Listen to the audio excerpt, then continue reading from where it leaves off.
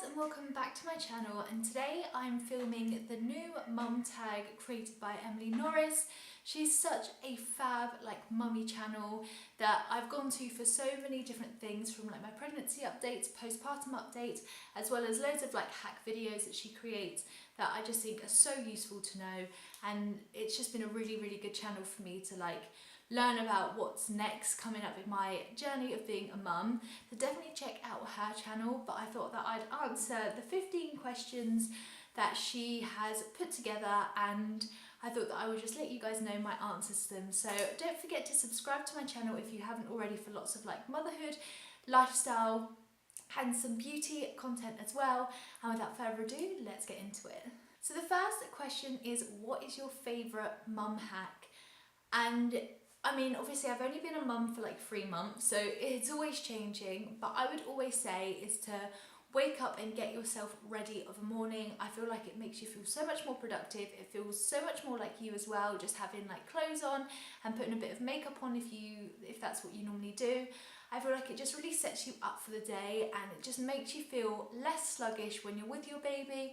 And it also means if you want to pop out, go for a walk, you can do, and you're already ready. So that for me is my biggest mum hack so far, just because that's what I've done every single day of my maternity leave so far. But I'm sure that that will change as we start weaning or as she gets a little bit more developed. But at the moment, Heidi is only 3 months old, so there's not too much in terms of her development that I would say has been too life-changing, but more so for me as a mum, getting ready every single day just makes the world of difference for my outlook. So number 2 is, what's your most embarrassing mum moment so far? So for me, it was whilst I was still in hospital. Once I gave birth to her, I ended up having to have an emergency C-section, so I was in hospital for 2 extra days after I gave birth. So I gave birth to her on the Friday and I came home on the Sunday, which was not too bad considering I had had a C-section. But for me, my most embarrassing moment was after having the catheter come out, after I had had my C-section. They encourage you, of course, to go to the toilet, and I couldn't physically move, but I felt like I was having really bad contractions and I was in so much pain. And basically what it was is that my bladder was full and was ready to go to the toilet, but my body had forgotten how to basically tell me that I needed the toilet. So a student nurse literally had to hold up one of those plastic cardboard things that, when you are sick in the hospital you have. She had to hold one of those underneath me, and I had to pee in it on the hospital bed, and it was just so embarrassing. And I also knew of the student midwife as well. She is a friend of a friend, and it was so embarrassing. I mean, honestly, at the time I didn't really care because the pain was so bad and it relieved the pain, but even just thinking about it now just makes me cringe so much. So the next question is, what part of the day do you love the most? And it would have to be first thing of the morning when Heidi wakes up. She wakes up and she's the most smiley ever. She just smiles at everything, and no matter what you do, she's just so happy, and she gives you proper smiles of a morning. And it's also nice because Rich is at home too, so she's just so excited to see us both. And I just think it's so nice to wake up, and even when Rich isn't here and I wake up and I pick her up from a Moses basket, it's as soon as she wakes up and realises who you are, she's just smiling non-stop, and that is just the best part of the day.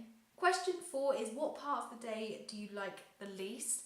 And for me, it would probably have to be around dinner time, so 5 or 6ish. Normally we try to keep Heidi awake so that she sleeps well at night, which is fine, but that often means for me that I'm unable to have dinner, and it also means that when I need to pump, I find it really difficult to find the time to as well. So I do try now to have more of a dinner at lunch, so that when it comes to dinner time I can have something quick and easy like toast or cereal or something like that, just to curb the hunger, but it still means I'm able to give all my time to Heidi. That is definitely the worst part at the moment, I would say. But it's not anything that she does, it's just more the routine that we've actually put together. But it means that she sleeps through the night, so it's a catch-22 really. And I've managed to make it work by eating more earlier, but it's just a bit of a difficult period because you just can't really do all that much. Question number 5 is, what is the worst thing that someone said to you when you were pregnant? There was someone at my work at the time that would just tell us horror stories about birth, but it would go in one ear, come out the other, because I would never ever pay attention to it because I just didn't want to hear it. But I think the worst thing was when I was pregnant but didn't know the gender, people would often try and guess what you were having. And people were always saying to me, oh, I think it's going to be a boy, I think it's going to be a boy. Like, more so people I didn't know, not the people that I knew. But as soon as I then found out it was a girl, people were like, are you sure it's a girl? Because you're carrying it like a boy. And things like that, it's just, I don't know, especially when you know what the gender is. We then ended up going for another gender scan because I was so paranoid and I thought that the sonographer may have got it wrong. And whilst the 4D scan was amazing, we might not have gone to that if I wasn't so paranoid about the gender. So I would just say, if someone's telling you what gender they're having, don't cast judgment. And also, like, gender disappointment is a thing, not that I had it, but please be careful what you're saying to people because it might actually trigger them to feel upset or emotional. So do just be careful. But other than that, I'd say that no one commented on how big I was or how heavy I was carrying or anything like that. So I was quite lucky, I think. Number 6 was what baby name didn't you agree on? And so many. There was more baby names we didn't agree on than we did. And I made a whole video about that, like the names we loved but won't be using. But the day that we found out that Heidi was going to be a girl, Rich suggested the name Lara. I didn't like it at all. And so, yeah, that for me is the one that comes to mind when Rich was like, what about the name Lara? And I was like, no, not happening, sorry. I just personally don't like that name. I really like 2-syllable names that begin with H. So Heidi fitted that perfectly. So there's like Harlow, Hazel, things like that I really liked. Rich didn't like any of those. And to be honest, he didn't even like Heidi either. I just managed to convince him really well. So yeah, I'm lucky that I got my way with that. Number 7 is, did you co-sleep? And no, we didn't. And we still don't. I can't wait for the day that she's a bit bigger and she can get into bed with me, but I'm quite a deep sleeper and I would just never forgive myself if something happened. She does sleep in the Moses basket beside the bed, but never in the bed with us. Question number 8 is, what is something that you bought but never used? And it's dummies. We bought so many dummies. I got carried away with how cute they were. We were given loads. I got some for my baby shower and we had this whole like bucket full of dummies and she doesn't take them. So definitely don't go overboard with dummies because your baby might not like them. If they do, great, you can go out and buy more. I have so many that we can't use. And before she was born, I took them all out of the packaging and sterilised them all thinking she'll use them. And so there's nothing I can really do with them. I can gift them probably to like friends, but they're all very girly and my best friend's having a boy, so I don't really know what I'm going to do with them. But yeah, she just didn't take any dummies at all. Number 9 is 3 hospital bag must-haves. And for me, baggy trousers is essential. I didn't really get changed. I took several change of clothes for me, but I ended up just wearing those and they were just essential for me, so definitely think that. I would also say food and drink. You definitely need that. Like for me, the hospital food just weren't that great, and it's nothing like when you feel a little bit hungry, you know, you've got like food and drink by your side so you can grab it. So definitely take like a big hamper worth of food. Even if you're not in hospital for that long or don't plan to stay overnight, you don't know what's going to happen, and it's good to take things even if you end up bringing it back. I relied on food and drink a lot, and I also made my mum and dad bring some extra stuff, and Rich too. So that for me is definitely essential. And the other thing that I would say, judging by my experience and what I think of the next time, is to get an extra long faux cable. So like a really, really long one, because I took my Apple one and it was too short, and when my phone was charging, I couldn't reach my phone. And then when I was bedbound and I couldn't reach anything, unless I had someone there, it was out of bounds. So I would just get like a really, really long phone charger so that you can have it on charge and also reach for it too.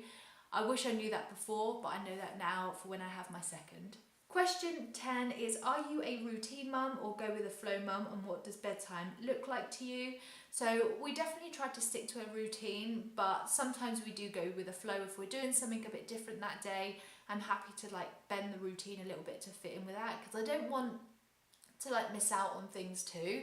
But we definitely have a routine. I spoke about that fully in my sleep routine video, and we've still stuck to that, so I'll leave that link down below. So yeah, I definitely say that I'm more of a routine mum, but I would just say do what works for you, but the routine definitely helped encourage Heidi to fall asleep on her own and sleep through the night too.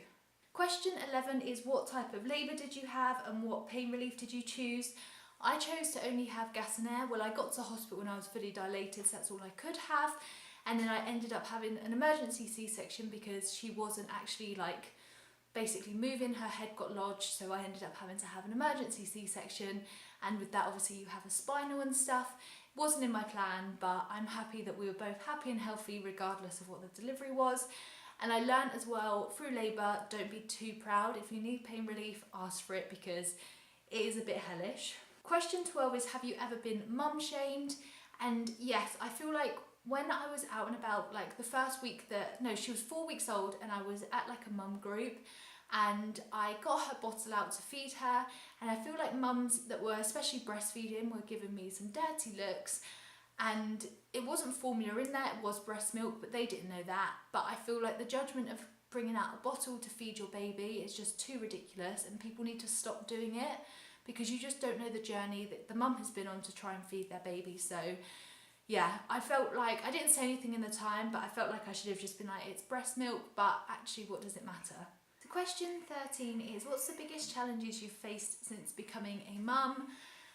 And there's two different things really. I'd say that the first one is making sure that you don't get lonely on maternity leave. It's so easy to feel quite isolated because you're doing everything on your own, so it's so important to get out and about and try to like make friends with people.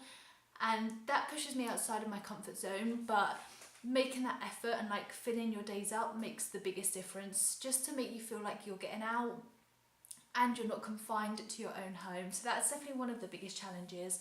And I'd also say like the feeding journey's been really difficult because having to express every 3 hours is hard work, and I thought that the like breastfeeding journey, ensuring that the baby has breast milk, would have been a lot easier. But it hasn't been, and so that's been challenging, especially as she's been getting bigger and bigger. It's just so much harder to actually express and make sure that she's getting that milk. So yeah, it's difficult and it's not easy, and people that kind of judge you for doing things they have no idea what you've been through. So again, just like make sure that you don't judge other mums because you just don't know like their background. Question 14 is, what's the best bit of advice you've ever been given? Biggest piece of advice that you'd give to a new mum?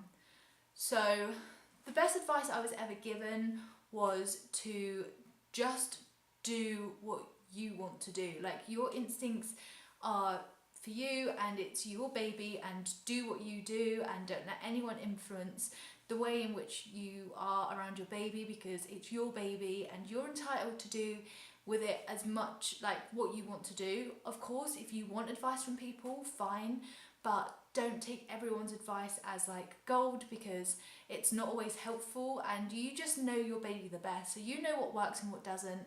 And people that try to influence your like parenting styles, especially when you don't ask for it, it's just, you just don't need it. So I would just say my advice to people would be, do what feels best, do you, and you know what you're doing, you're fine. And if you want advice, ask for it, but like, that's it. The best piece of advice I was given though was from my mum, and she said, take help when you get offered it. And that was more in the sense of like, my mum would offer to cook dinners and they would take the baby. Don't be too proud to accept it, basically. And for me, that's been a lifesaver, because sometimes you need a break, you need to feel like more like yourself. And yeah, that's been the best advice for sure. Question 15 is, who is your mum crush and who do you tag? So I'll leave all different like channels and blogs and things down below in the description box of people that I tag for this challenge. And also, if you just want to do this video, feel free to. I would love to watch yours. So again, if you do this video or have already done it, leave it linked down below so I can watch it myself. And my mum crush, it's really difficult because I feel like all different mums are like different. I would probably say like generally like in the world of celebrity, I would probably have to say like Kourtney Kardashian probably. I think that she is just amazing. There are so many other like YouTubers that inspire me and have really helped me on this journey to motherhood. So I was really excited to do this mum tag from Emily Norris. So like I said, don't forget to check out her channel. I'm sure this video has been so long, so I'm going to wrap it up here. Don't forget to subscribe if you haven't already, and I'll see you guys in my next video. Bye guys.